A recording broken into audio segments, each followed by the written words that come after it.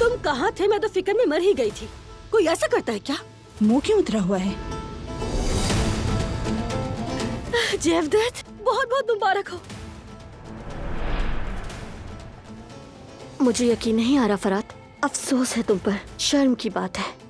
गुल, तुम बिल्कुल गलत समझ रही हो। तुम्हें समझना चाहिए मेरी सिचुएशन को। जो सुनना था सुन लिया।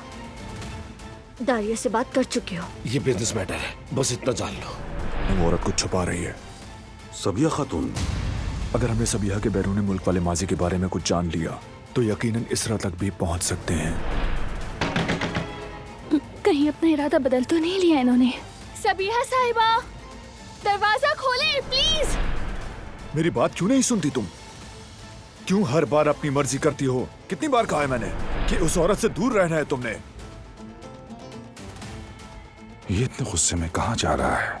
कुछ तो खोज रहे हैं, लेकिन क्या? मेरे दिल की मलिका, मेरी खूबसूरत बीवी, मैं मानता हूँ मैंने गलत किया। खुदारा मुझे माफ कर दो, मेरी यादों में खोई हुई हो ना। तुमने मुझसे झूठ बोला, जाकर अपनी पुरानी मंगेतर से मिले। लेकिन मेरी उससे मिलने की कोई वजह थी गुल। जानते हो मुझे कैसा महसूस हुआ?